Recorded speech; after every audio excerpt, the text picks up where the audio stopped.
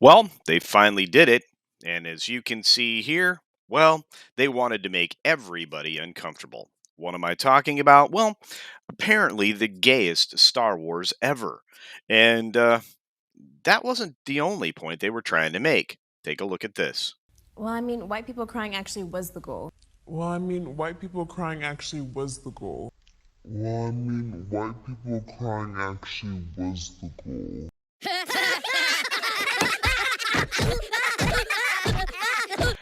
That's right. They wanted a whole group of people to be angry or upset. And hey, that kind of thing happens, especially in our modern world, and especially since it's become okay to go after one particular group. Actually, a couple if you consider some religious aspects, but that's not the point of this video. Today, we're just going to talk about the gayest Star Wars ever and the fact that, hey, they are getting review bombed? I'm not sure about that. Let's jump right in.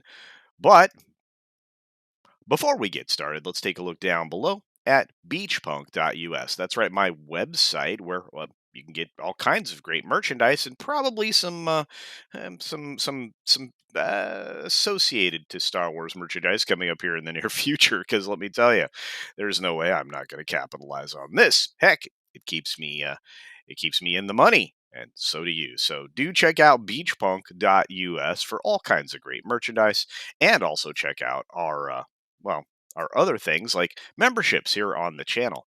Also, double check to make sure you're still subscribed because YouTube has been doing some very strange things recently with people's channels. So, if that little button down there that says subscribe is red, turn it to gray, and I truly would appreciate that. Also, do make sure you turn on all those notifications with the notification bell, and make sure you don't miss anything because sometimes there's some great things there as well.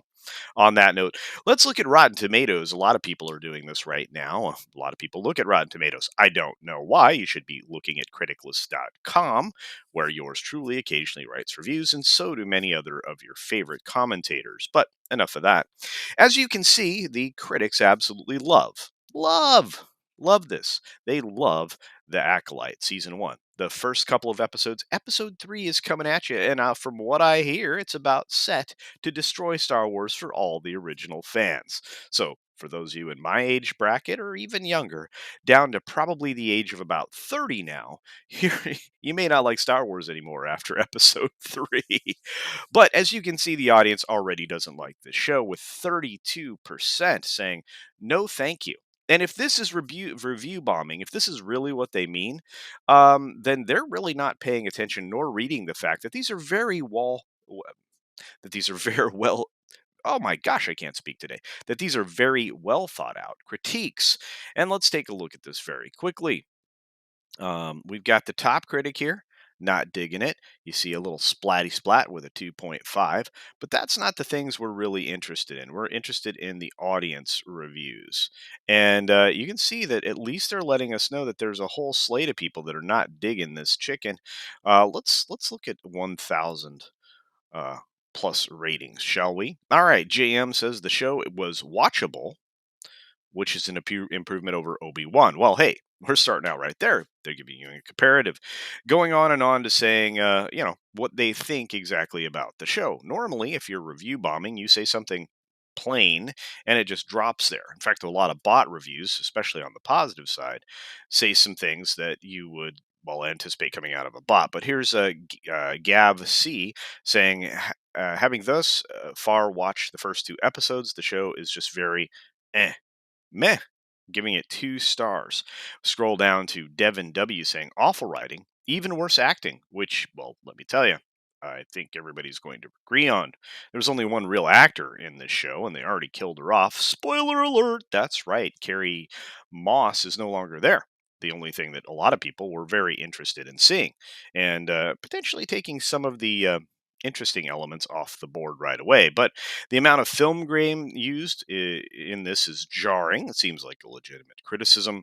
Really detracts from some of the honestly cool looking sets. The fighting scenes were cool, but not enough to save the show. And if you have seen what Mr. H has said recently, I agree with him, saying that the fight scenes seem to cut away when they get to their interesting points. That's not great.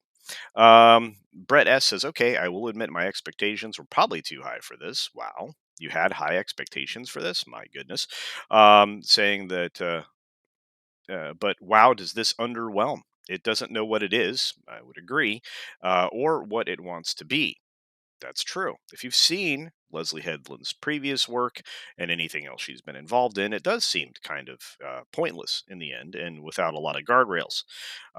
It doesn't know what it is. Da, da, da, da, da. Oh, okay. If I could at least see the vision, I would give it the benefit of the doubt. What an absolute mess. Now, that doesn't sound like high praise for the 1 star we got there. Jacob B., another thought out commentary, says the setting of the show is quite interesting, but most of the actors are just don't feel like they belong, with few exceptions. Can't say if it's bad casting or bad directing. The only Jedi that felt like a Jedi to me so far was Carrie Ann Moss. It also feels rushed, jumping too quickly between events, conversations with nothing in between them. Wow, with nothing in between them. Oh, I don't know. This just doesn't look good. Jeff W says the first episodes aren't well acted or compelling. Nothing about the characters are interesting, and the actors are just marching through their lines with minimal effort. Not positive praise. It doesn't really feel like Star Wars, despite shoehorning in lines from the past, better movies.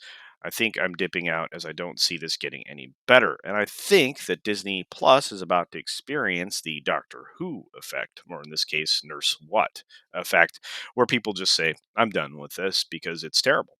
And, take a look at Doctor Who ratings. Scrolling through, you of course have the usual suspects. What's interesting to me is there's no avatars for anybody. At least you should see avatars for people that are making these kinds of reviews. Um, you have a lot of people saying weird things. Having grown up on the OT, I doubt it, Jim. You, I doubt it. I was 6 when A New Hope was released, so that would make them just a little younger than me. I really appreciate the direction this is going. How? After episode 2, my interest is peaked. It's refreshing to be outside the Skywalker saga timeline. Looking forward to seeing where this takes us. No, no. Maybe you feel this way. I doubt it. This looks like everything that's crafted by a PR firm to try to make people get interested in this. And that's kind of what we need to accept Rotten Tomatoes as a PR machination. That's all they are. They're a way to promote things without promoting things. And now that we know that you can buy a review for $50 from Rotten Tomatoes or anybody that's in the critics side, which I think is funny. Not anybody. Some people still have integrity.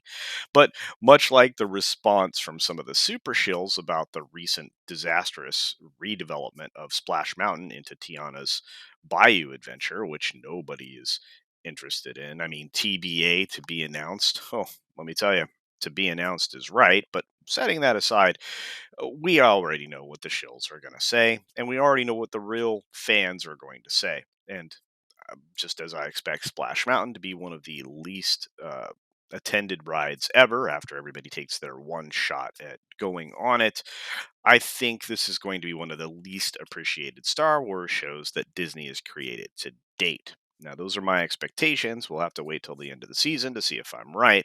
But what are your expectations? Because I am genuinely interested. So let me know if you agree with some of these harsh reviews. Let me know if you think that this has been properly review bombed, or if this just maybe reflects the sentiment of people who are actually paying attention. With so many negative reviews here and a very low score overall, I would say that people just genuinely aren't interested in the Acolyte. But again, let me know your thoughts down in the comment section below, and let me know if you're part of this 32% that really isn't in to the Acolyte or Disney Star Wars. On that note, be sure to take care of yourself, take care of others, and until next time, see ya.